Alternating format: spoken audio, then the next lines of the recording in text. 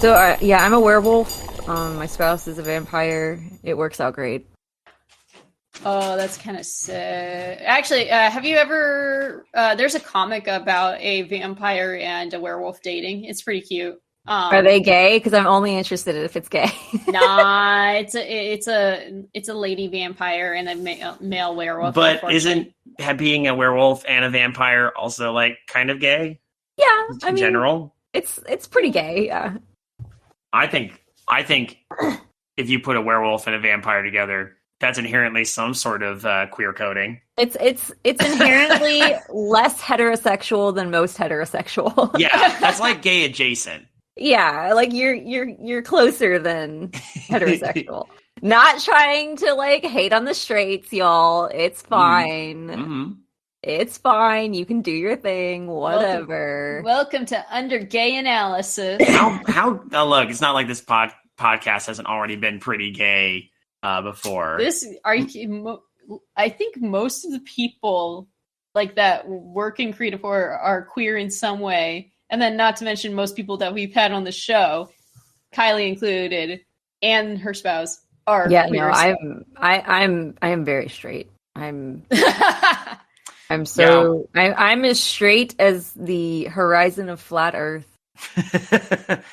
Well, I'm just straight edge, and no one's allowed to drink at this party. It's only straight you're gonna get out of me. How's it going, dude? Straight edge is also a wild term. Yeah. Well, thank you, Kaela, for segueing us so effectively into this. I know we want to drag our feet about this, but I did want to spring this on our special guest, Kylie. Hi, Kylie. Hi. Hi. You want to read a Rorshack Rorshan story? Sure. I don't even know what that means. Oh boy! You get to come in with no bias whatsoever. This will be great. That sounds perfect. I'm that's the way I try to live my life. No bias whatsoever. That's a healthy way of thinking. Okay, yeah, so it definitely works. I have no issues with it. Well, I will not prep it more than that. Rorshack Rorshan has sent us yet another story. Right. This has actually been in the can since last December. And wow. The story is titled, "You do not have permission to read this," but in the headline they said, "Obviously you do, because it's just the title." I already love it. I do. I'm already going to rate it 15 strawberries out of a bundle of strawberries. That's pretty considerate of you, actually. Yeah. I don't know how many strawberries are in a bundle, so y'all can leave that up to interpretation. Probably should send the story over to Kylie. That's a good idea. Yeah, just send it through my mind. I'll just recite it from memory. Okay. Oh my God. Well, that would be wild if it's like, oh yeah, send me the story, and then all of a sudden you just start. You just know it, reciting it, and it's like, what? Oh yeah, but I start reciting it in like a Owen Wilson voice. Wow. Wow. Like I said, I'm going to try and keep you as in the dark as possible, but I'm projecting it directly to your brain, flash breaking it directly into your central cortex now. Oh my gosh. Wow. That why did that tingle so much? Because that's the unique flavor that is Rorshack Rorshan. Is this what all those kids are talking about? This ASMR? you kids and your ASMR. ASMR. ASMR is ASMR. Your asthma. I am Asmer. God. Oh, sorry. I should probably. I am Asmer, God of silent voices. I don't know what I'm saying. I am the god of brain tingles. There you go. This is the sound of a clicky pen. Anyway, if this is a shorter episode, that's okay. But I'm glad we didn't set you up for this in any way. You have no bias one way or the other. I just want you to. I want to get your honest take on what has become a recurring, interesting meme here on Undercooked Analysis. All right. Yeah. Because everybody knows, like, for sure, clearly, I am definitely all caught up on Undercooked Analysis. Yeah, I'm definitely not a fake fan at all. It's okay. I'm not. I'm on the show and I'm not even caught up. How dare. on the document, by the way, you're listed as an anonymous hedgehog. Yeah, that's me. Hello, That's cute. hello, anonymous hedgehog. That's me, Anonymous Hedgehog. I love Please it. refer to me as that and nothing else. All right, anonymous hedge Oh pig. my gosh. Like, I swear, y'all, I definitely feel old because I'm like, oh, I'm gonna have to like zoom in on this motherfucker. Yeah, I should probably actually do the same thing. Like, Hang on. I'm like, I can't read it on my eyes. I'm like, what the heck? I'm in my 30s. It's not supposed to be like this. Oh no. Should we roll to see who goes first? Oh Should we- yeah, let's roll I literally have a D20. I've been I playing have one too. But All right. Okay, yeah, I'm rolling. Wait, who like higher or lower? Highest Lo- goes first. Yes, highest goes first. Okay. I got a 3. I got a 17. All right, let's see what I get. That's a 2. So yeah, Kylie, you get to go first, then Kaela, then me. So I'll do paragraph at a time. All right. Okay, so I don't know anything about this. Yep. You know, we Brace could yourself. also venture to make this the longest episode in UCA history. We could all go on different filibusters. Oh well, I mean that's just part of the course for UCA. We just filibuster at various random times. Yeah. But I'm not sure what to So I wanted filibuster to tell you about. all about my new startup. I'm like sitting here waiting for you to tell us about your new startup. And that was it. Would you like I to just make wanted another to tell pitch you that for? it's Would a you like to thing. make another pitch for your book while you're here? For my book? No. I wrote a book. You should read it. Yeah, we talked about it a few months ago, but we could talk about it again. In fact, I will remind you that you should definitely plug it again when we get to the end of the episode. Yeah, I'll Which do that at the end, though. I'm literally looking at it on our bookshelf right now. Yeah, you're gonna have to wait around for the sweet tingling sensation when I let you all know about my amazing book. Hell yeah. In whispers only and clicky mouth sounds, and I will also drink some sparkling water. So Ooh, sparkling water, that sounds good. yeah, so stay tuned for that. I know you all love that so much. Hell yeah. Again, I know it's your favorite thing. Like seriously, I think like one of the things that I remember most. I don't know why. Okay, I am actually going on a tangent this time. I am. Okay, I don't know why, but like one of the things that I remember from UCA. This was years ago. When I was listening, and I was like reading the comments and everything, and somebody was like complaining about like one of y'all breathing or like one of your heartbeats or something. I don't quite remember exactly. Yeah. And I was like, what like device are you listening to this that you can hear the breathing of these people? Like because like I'm here listening. No, okay, that was. Oh nope, that was creepy. I'm sorry. But yeah, I'm just like, okay, y'all, like, do you have on like the most sensitive headphones that exist? I don't understand. Like, I did not hear anything, but also maybe I'm deaf. So Let's start reading this. all right. Let's go. I miss being the golden child, and my parents always treasured me the most, as I was their first child, and I had great upbringing growing up. I had great upbringing growing up.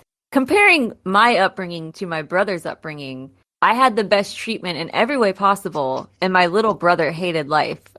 Oh no. Oh.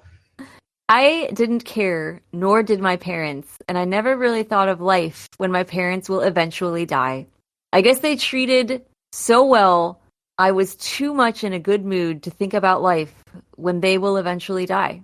I was my parents' world, and this pushed my little brother out into the real world. All right. First impressions solely based on that first paragraph. Well, I think we definitely need to have a discussion about tense.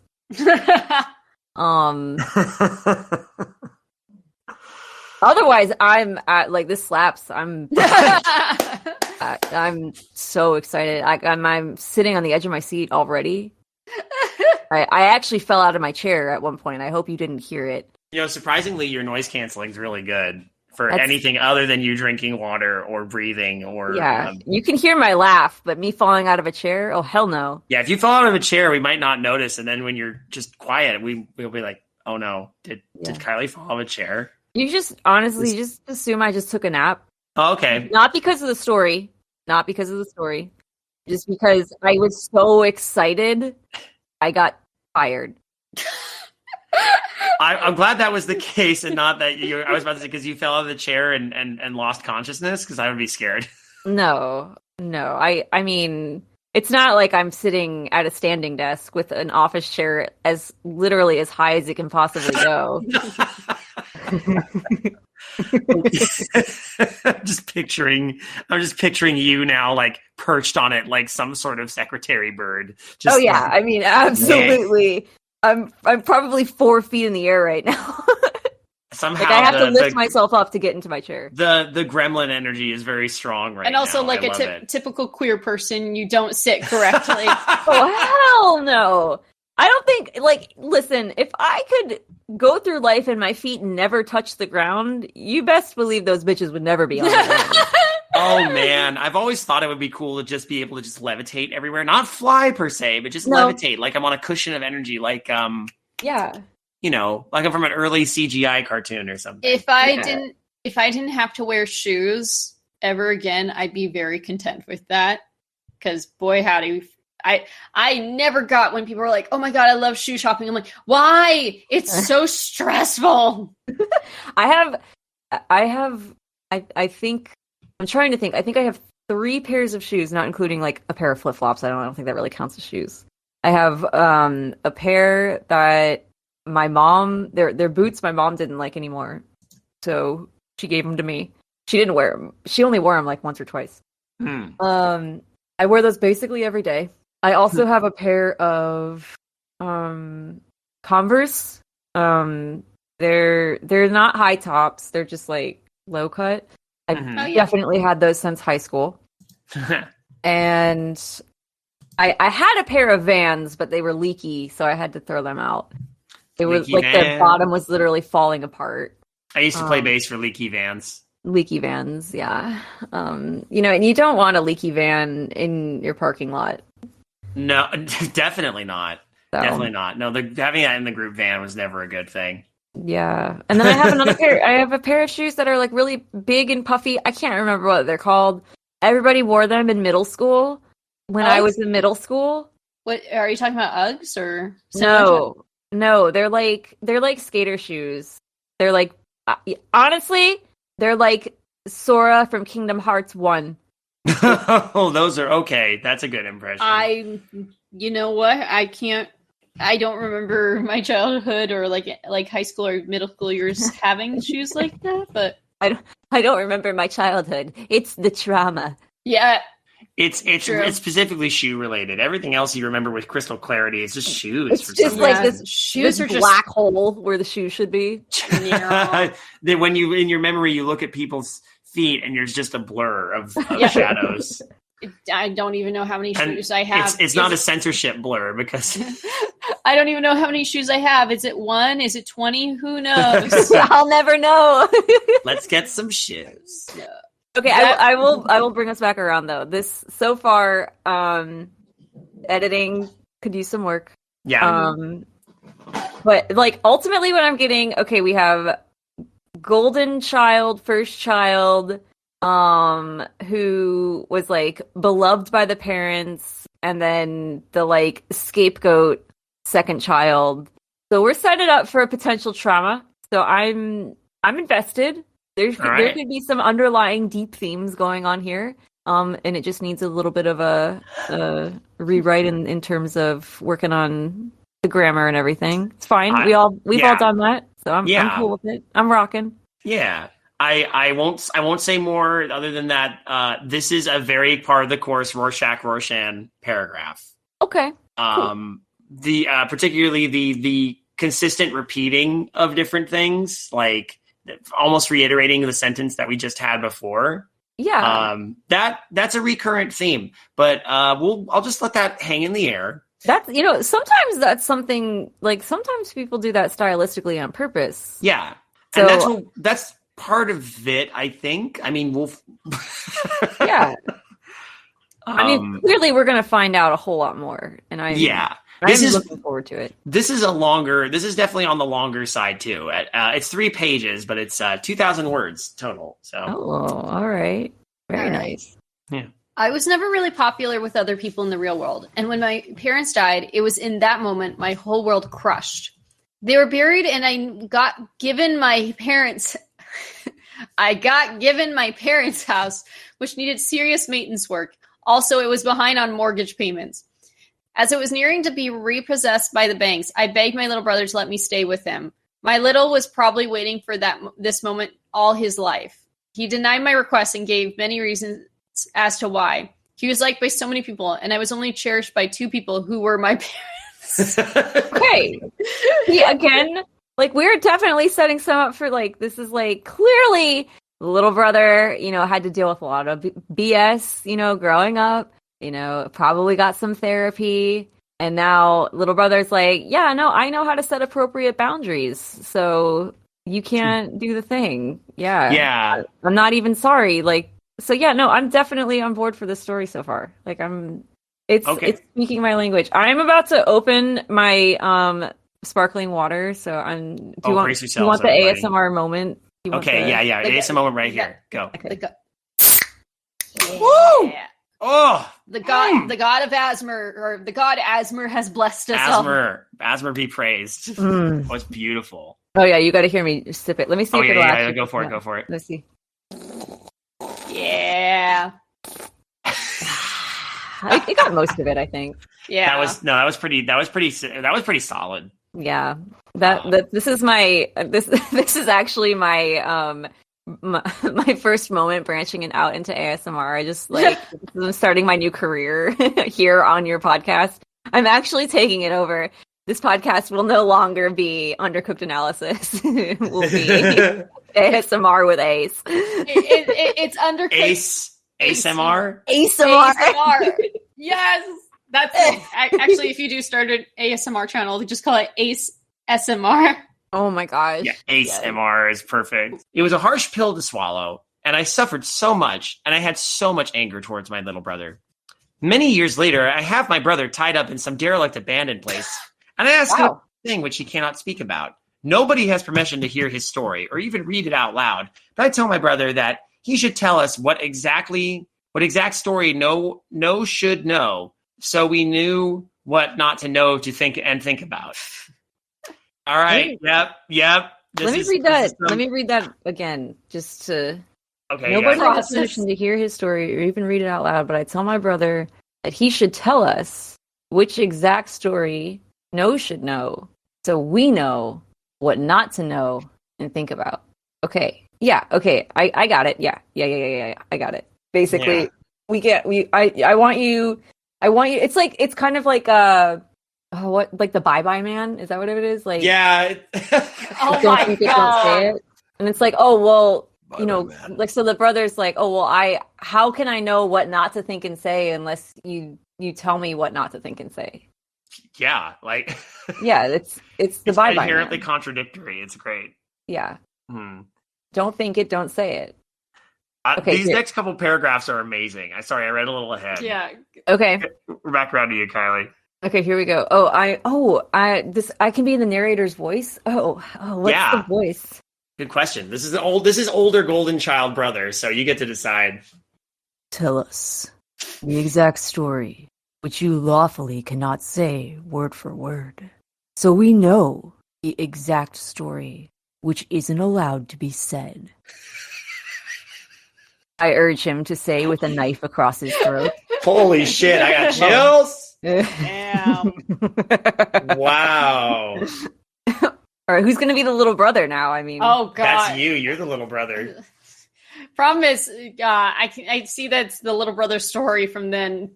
Well, I mean, we're going to keep switching off. You get to pick a voice for this part if you want to. Yeah, just this one part, just for fun. Okay. It makes me. I don't give you permission to know this story or read out the story or tell anyone else. And here's that story, so you know which not to say. My little brother tells me. Yeah. What the fuck is going on? I don't know, but I'm intrigued because I love that they're having to almost give legal clause right here. It is a little bit like, all right, we signed the contract. You're contractually blood, apparently.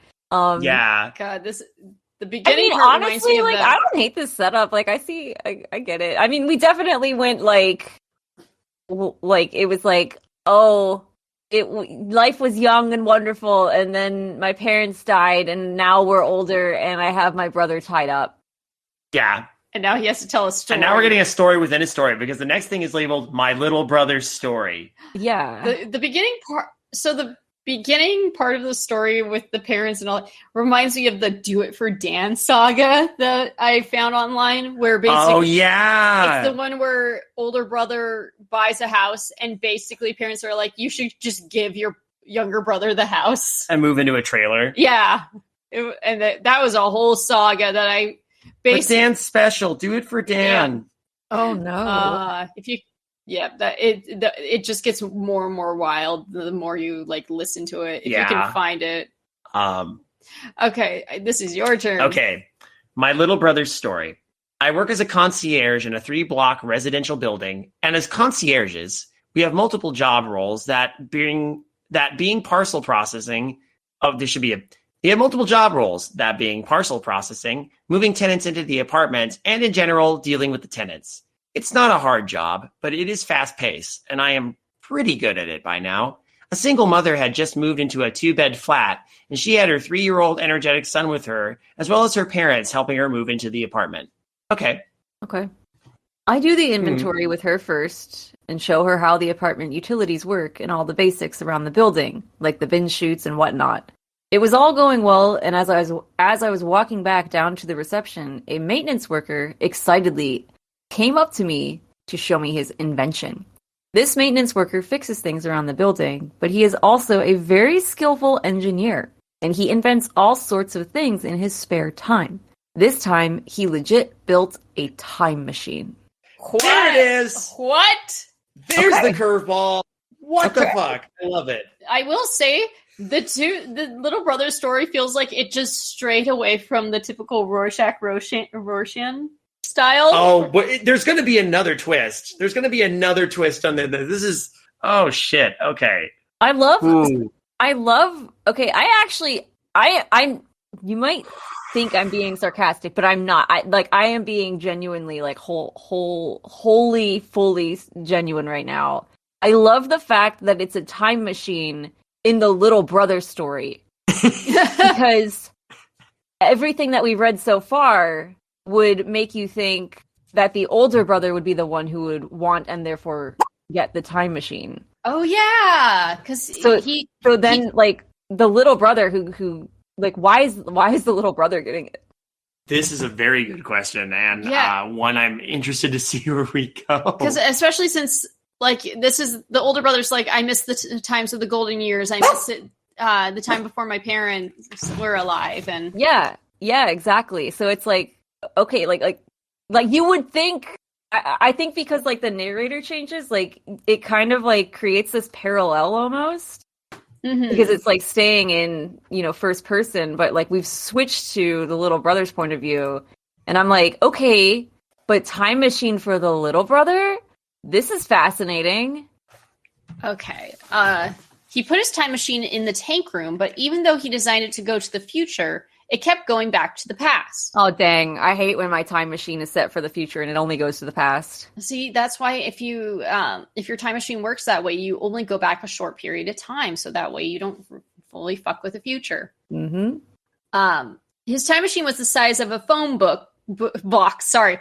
His time machine was the size of a phone box, which could fit 2 people in. And we both went into it and he pressed it to go the future, but we ended up in the past again, and it was just horrible. Oh man. It smelled and the people were all backwards, and the past has nothing of real value to me. Yeah, I mean, it's the little brother. Why would the past have any value? All of his wonderfulness is now. Yeah, he worked his ass off to get to the present. Yeah. Maybe. Then one woman in the past then came up to me and said, by solving 4 mysteries, you will set off the spaceship. You will solve where the single mother's son went missing. You will solve who had been killing the residents' pets. And you will solve where the spaceship is. Then you will say something which you do not have permission to say, and this will set off the spaceship, and then the war. What the ever-loving fuck? This is... What? Oh my God. I what now? This is peak. This is chef kiss. This is peak I love Rorshack Rorshan. this. I love this so much. It's so unhinged. I love it. The single mother, because she just moved into the 2-bed flat and has a 3-year-old energetic son. Her son went missing, yeah.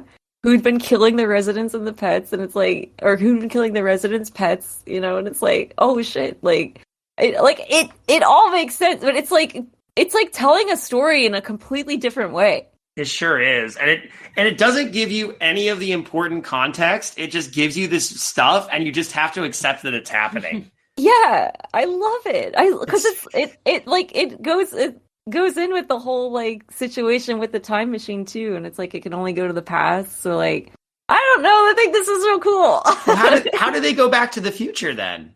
I guess they just No. He pressed it to go to the future, but they ended up back in the past instead. So did they have a button that says "Go to present"? Like, so, no, they were like. So what happened? I think Kaela understands. Basically, they were like, "Oh, we're gonna go to the future, so let's do it," and they pressed it. But then they were like, "Oh crap, we ended up in the past," so they reset it for the future. But then they ended up in the past again. That's why they went a bit further back. And then he ran into a woman while they were in the past saying, right, I guess. Here's your future. It was weird and cryptic and gave them something to worry about. Yeah. Oh, here we go. We had no idea what she was on about, and the maintenance worker and I went back into the time machine and went back to our own timeline. Okay, good. So they can go back to the present at least. Okay, yeah, it would seem to be. That old lady was some kind of future reader. Then, as I was back in the 21st century, the single mother who had just moved into the building came to me in despair and told me that her 3-year-old boy had gone missing. Yo! Called it! I called that shit! You're right! Ooh! Her parents had just gone home after helping her move her stuff into her apartment, and she was just finishing up tidying up the boxes into black bin bags. She has no idea where her son could be, and the police was called, but there was nothing they could do at this point. Why not? Because the police are useless. Yeah, that's true. ACAB. Yes. ACAB, yes. I checked the CCTV, and I couldn't see anything of value to help locate the boy. When I went into her apartment, I took notice of every detail of her apartment. I noticed the large black bin bags and the mess in her new apartment. Then, as I went down to the reception, I started getting phone calls from residents who were from the same block as the single mother, and they told me that their bin chute isn't working and is blocked. Oh shit! This is where the pets come in, isn't it? Oh, I wonder. Oh, I didn't have time to deal with maintenance issues and with the missing boy going on. Then I started to get noise complaints from residents in the same block as the single mother, and it was about the noise on the single mother's floor. I didn't have time to deal with the noise problems at this time. I love how this person is just like, yeah, there's a missing kid, no other responsibilities, all other jobs, not important. The bin chute isn't working. Tough shit. I got shit to do. Oh, there's also weird sounds going on. Tough titties, I guess.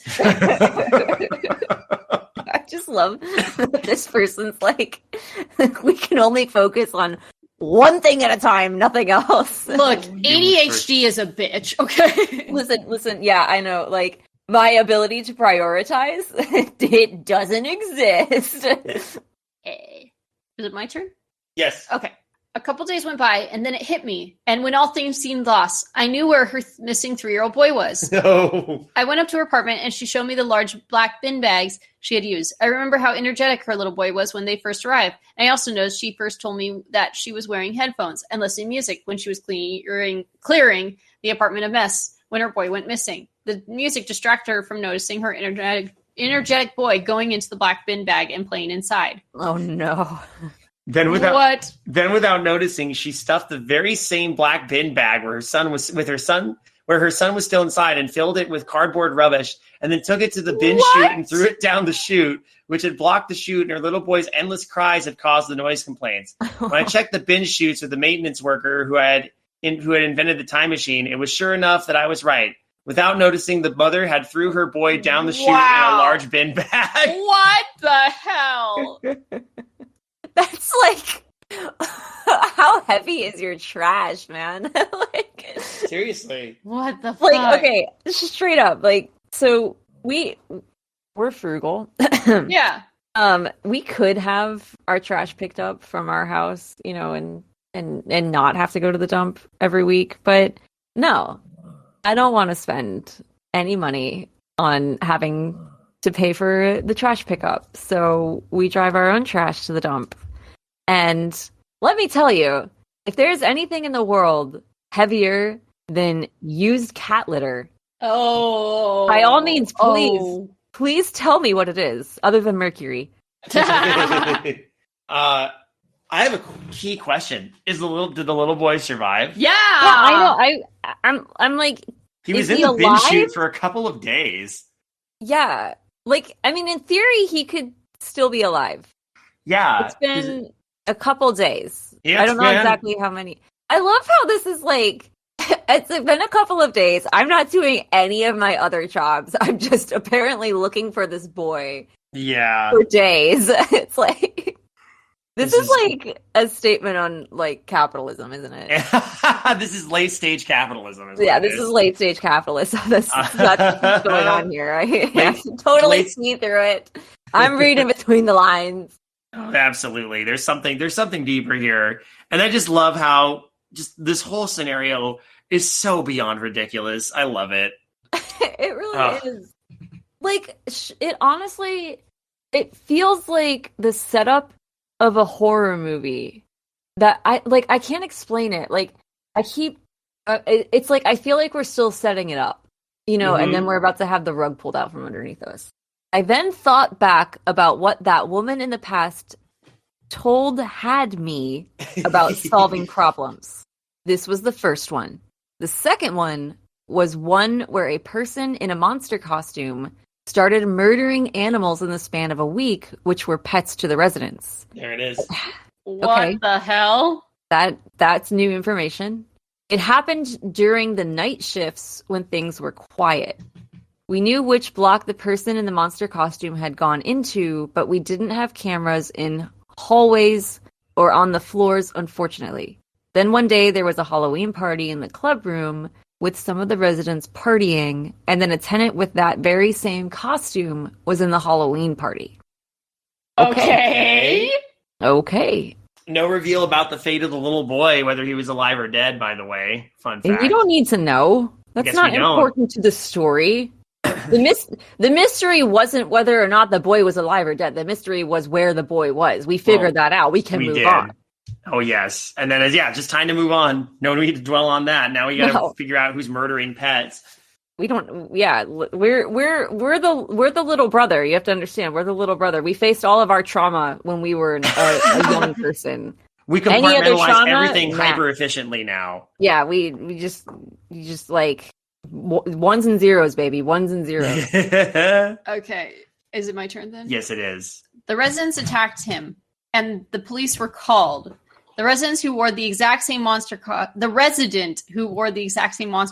as the pet killer swore to everyone he didn't do it and that he was on holiday for a week when the pet murders were happening. Nobody believed him. And then something got me thinking. I started to do some CCTV searches first, and sure enough, that resident did go on holiday, as I saw him getting into a cab, and the killing started after he had gone away from the building. So the question still to answer is, who wore the costume? And the resident lives alone. Then it hit me. There could be more than one costume. Oh my God. It's almost like it's store-bought. Okay. I love this idea of like these thoughts are literally hitting this person. I don't know why. And then just imagine this person getting just like punched in the face every time they have a thought. All right, go ahead, David. Okay. I went up to my coworker, who was another fellow concierge who was on the night shift. I found the email of that particular resident asking the night concierge on shift whether they could go into his apartment and water his plants while he was on holiday, and you emailed him back saying that you would do it. I questioned my coworker. Yes, that's true, my coworker replied as I was interrogating him while he was taking over me to do the night shift.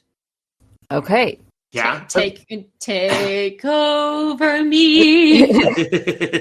So the little brother has taken it upon himself to go talk to what sounds to be like the prime suspect in the residence pet's murder mystery. Yes, indeed. Who is their coworker? Okay.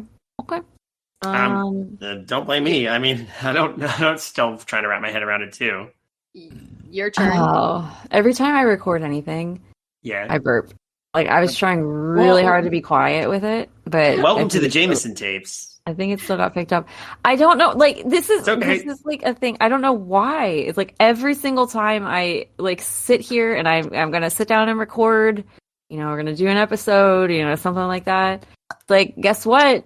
You have a gastrointestinal tract and it exists and it's gonna do what it's gonna do. And it's like, thank you, stomach. Well, you are drinking sparkling water too. I was about to say, to be fair, to be completely fair to myself. True. Okay, so when you went into his apartment by using the master key to water his plants, you must have seen the costume in his open cupboard. You have also told me on many occasions how much you hate animals. Oh my fucking god! I kept pestering my coworker, and in all of the apartments, they have an open cupboard, which you can see what they hang. The resident told the police that he hung his monster Halloween costume in the open cupboard in his bedroom, and his plants were in his bedroom. Dun dun dun! Oh man! Wait, this feels like a design flaw. Every apartment has an open cupboard like this. What isn't? Does it just not have a door? Yeah, I think that's the idea. That it's just cupboards without doors. Okay. It's like a little like vertical storage bin kind of. It's like a shelf. Yeah. I mean, I get what they're saying though. Like I've definitely seen this kind of thing where it's like just like an open closet kind of idea. Like, so I get it. I was just trying to make sure I understood. My coworker then broke down and admitted that it was him that went into the resident's apartment on the basis that he will only water his plants, but instead he also wore the resident's Halloween costume and murdered a few pets belonging a few. Not that many. Just a few. Yeah. Belonging to the residents during the night shift. I called the police and my coworker didn't run, but kept going on a tangent about how much he hated pets. this guy. That is number 2 mystery, which I had solved. The third mystery was a quick one to solve. One day, as I was looking at the residential building from afar, I noticed its unusual shape, which was like a spaceship. Oh my fucking god. The 3-block building was the spaceship, I realized. And then I went into the room, which no one can go into. How then? How? Oh my god. How did you go into the room? Oh, wait, it says it in the next paragraph. Oh. Luckily, the master key worked on the door, and inside this forbidden room were the spaceship control system. That was number 3 solved, but number 4 was where I say something that is not allowed to be said, and I will keep it like that. I was not allowed to talk about the first 2 incidents as my managers forbid everyone from talking about it, and I was definitely not going to talk about the building actually being a spaceship. Oh no! Did he now say it? So the war is starting. I love that. We started the war! Oh, shit. What war, though? What is this war? The war. The war. I love it that it says, back to me, the golden child.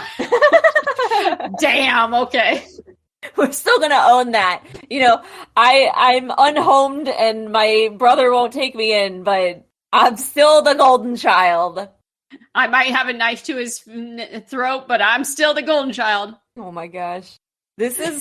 This is amazing. I love this so much. This might be my new favorite Rorshack Rorshan story, but I need to know how it ends. Yeah. Okay, so it's my turn, right? Yeah, it's back to you, golden child. Back to me, the golden child. I love that lead in. I talked with my little brother about our growing up and why I was the golden child. Oh, okay. We're gonna talk about family trauma, history. Okay. My little brother was intrigued and wanted to know why I was the golden child.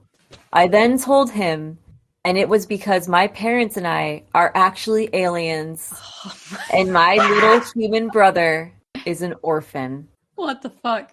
My parents had laid out the plan all those years ago for him to get a job into the spaceship, which everyone thinks is a residential building. So good.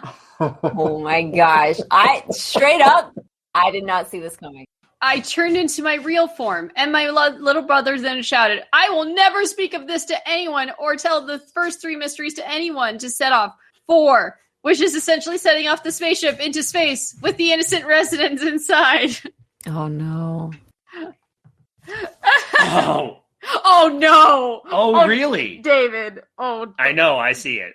Oh, really? Right now it has been read on YouTube and on a podcast, and there only needs to be a few listeners to hear the first 3 mysteries to set off 4. And setting off all 4 will set off the spaceship into space, which will then crash into my planet, causing such devastation. Then my people will see your pathetic humans on board, and they will think that they are terrorists, and they will come to Earth to destroy it, and then eventually rule it after its destruction. I tell my little brother, the meta is on point. Oh my gosh. I told you we started the war. I told you. You were right. Kylie, your precognition. It's not precognition. It's spoiler vision.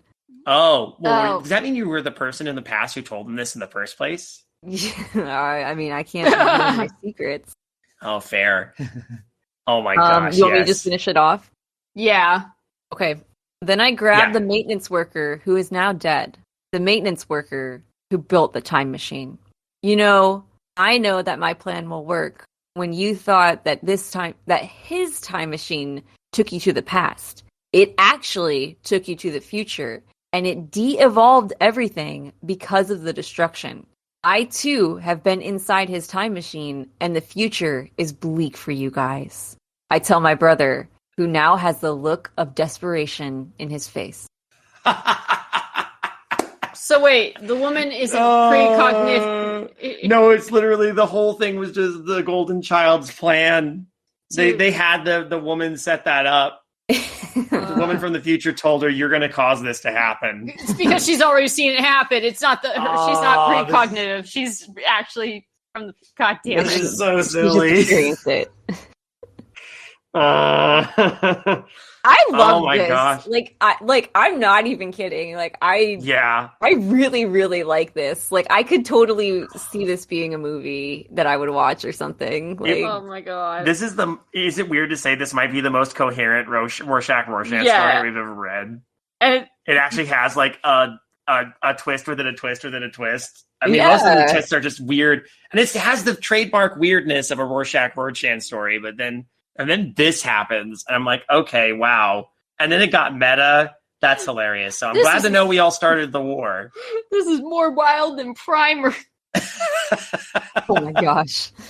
Yeah, we started the war, so it's all our fault. We're sorry, people. You're welcome. We got to do it for the views, though. Got it. So if you enjoyed this podcast, like and subscribe. If you enjoy intergalactic warfare, like and subscribe. You know, I'll do anything for the content. So we're all just, we do it for the brain rot. Yeah, that's it. All comes back to brain rot. No, honestly, I like this. I like it could use a little bit of cleanup. Like like most of them do. Have a little bit of like better flow, in the writing, and ultimately the story itself. Like I'm here for this. This is cool, and I love the meta. I love that this person knew that they were going to be submitting it, and so it's like I don't know, like they know their reputation. Meta, it's like now. Like you went a little too far, or it's too on the nose. But I think for this, because I just did not see aliens being what was going on. Nope. And you rarely do you see aliens coming. I still don't think it really explains why the alien brother was the golden child, other than that the little brother is a human and the aliens don't like humans, I guess. That's classic Rorshack Rorshan. It leaves you with all these questions that in probably a more thoroughly written out story you'd get a more cohesive meaning. And this is just the beginning of something. And Liz is saying something. I'm telling you, when I say this is the most coherent Rorshack Rorshan story I've ever read. Wow. I mean, I feel like blessed and honored. Like, this is this is wonderful. I'm so Like, glad you're here for this. yeah, I want to see this written on like a screenplay, you know, and That would be so funny. Oh I my can God. just see it playing out in my head. Yeah. You know, this alien brother holding a knife to his little brother's little brother's throat. Mm. This knife to his knife. Yeah. They're having a knife fight. They're having a knife fight, actually. And they're both dogs. As brothers typically do, you know. Yeah. No, My gosh. I did not see the aliens coming. Like that No, definitely. none of us saw the aliens coming, not even the little brother. I know. Do you want to give this our freshness ratings? I still stick with what I said. I think It's so it holds strawberries too. out of a bundle. Okay. Yeah. I think that was a very appropriate way. You know what? It was precognition. Hey, yeah. I'm going to give this Schrodinger's garbage bag shoot. Either the child is alive or isn't alive, and we'll never find out. You'll never know. I will give this one monster costume in an open cupboard. Oh, I love this story. Please write more. Please. Rorshack has written plenty. Trust me. Kylie, if you want to go back and find the Rorshack Rorshan stories, do you want to hear the rest of their work? There's plenty of them. Oh, great! And I'm they're so worth listening excited. to. Like this is so great. This is like my introduction, you know, and we just get to devolve into the madness. Yeah, it's almost like you get to go backwards because again, I can't stress this enough. This actually was like the closest to being like within reasonable grasp, but there's so many weird hurdles, like mental hurdles we've had to go through to be like, what? Yeah. See, What? I want you to understand that you all have given me a time machine. Yes. And it only goes into the past. Holy shit. Well, if you are super keen to join us on the next season of Doctor Who, then please, as Kaela said, like, subscribe, or follow this podcast wherever you listen to it. If you already do, thank you so much. We really appreciate everybody who listens and the feedback that you give us, and we've gotten a fair few bit of feedback. I'd like to say I'd like to give a special shout out to Unfit for Human Consumption, who has actually been leaving a lot of good feedback on our Patreon recently, just little posts here and there. It's nice to hear what you have to say, and I'm glad that you ultimately enjoyed our critique and comments about your story. Thank you again for sharing that with us. And it's just nice to see. If you want to join us in that community, we do have a Discord, which is available to those who join our Patreon, patreon.com/creative horror. That is where you can go chat with people, and actually, hey, join in on our, and actually this is open to everybody, but you can listen to a lot of backlog material, including the dregs of this episode where we talk about brain rot through various generations and bananas and things like that. But also and this is, again, available for everyone. We have a writing challenge going on right now. Yes. Dr. Satan has posited a challenge. The links will be available where you can find them, but I either bare minimum 2,000 words, maximum 5,500 words. No. You spoke correctly the first time. Bare minimum 20,000 words. Come on, people. Get on it. Oh yeah. No, we have to read these. Yeah. Yeah, exactly. We challenge the community to write a pulp story. You're going to write it as if you are a pulp novelist in the area of pulp writing from like the late 1800s to the 1940s. You can write it in any style or genre as long as it feels pulpy. We will give you, and there are examples given in the rules. You want to look at the rules, they're available, but please check it out. Submissions are open now, and we will be taking them all the way up until August 15th. So you have that time to go and work on that. Dr. Satan commands it. These stories, they are not from concentrate. Nope. You're getting the raw deal. You get to the bottom of it, and it's just going to be thick. Just a sludgy mess down there. Exactly. We want you to give us that sludgy mess, gang. We want you to grab an orange and squeeze the pulp right out of it. I'm so sorry. I have a black bin bag brain. When you said grab an orange, I really thought you were going to say, we just need you to grab an orange and wank it. All right, you're going in the black bin bag. Yeah, I don't know. Yeah, I deserve that. Just throw me in the chute. You got it. Hey, but before we do, is there anything you'd like to... Well, first of all, Kylie, thank you so much for joining us once again. Oh, thank you for having me. This has been so fun. I'm so glad. This is the unexpectedly just banger episode here, I think. Yeah. I mean, but then again, every episode you're on is a banger. So listen. It's because we have such wonderful, beautiful, and very, very sexy hosts for this amazing podcast. I mean, you're quite a banger yourself. Yeah. And anybody who listens to this podcast is also just so very sexy. Yeah, this is very sexy. Oh my gosh! Wow! Look at that person. Their hair, their hair is up, and you see the the little things that their hair are. Oh my gosh! Sexy. I love that. Oh, and then that other person. That shirt. Go ahead. You can unbutton that shirt. It's all good. Just a little. Just a little hair. Yeah, this definitely has no implication about anything that we have access to in your home at all. Oh my. Is there anything you want to plug in order to distract people from the fact that you might have just admitted something terrible? So by the way, I wrote a book. But no, yeah, my name is Kylie. I run a YouTube channel on YouTube with my spouse, my partner in crime, the most amazing person in my world. Their name is Eli. We run the show called Animal Fact Files. You can learn all kinds of facts about all kinds of animals, and sometimes they can be kind of horrifying, so might be up your alley. I don't know. Maybe I should make a playlist of it's just horrible, terrible animal episodes. It's just the barnacle episodes, really. Do it. It's just gonna be everything about barnacles is terrifying. Yeah, and barnacles. I like the fact that parasitic barnacles exist. Ew. Yeah, y'all, if you don't know about parasitic barnacles, you can check out Animal Fact Files and learn all about them.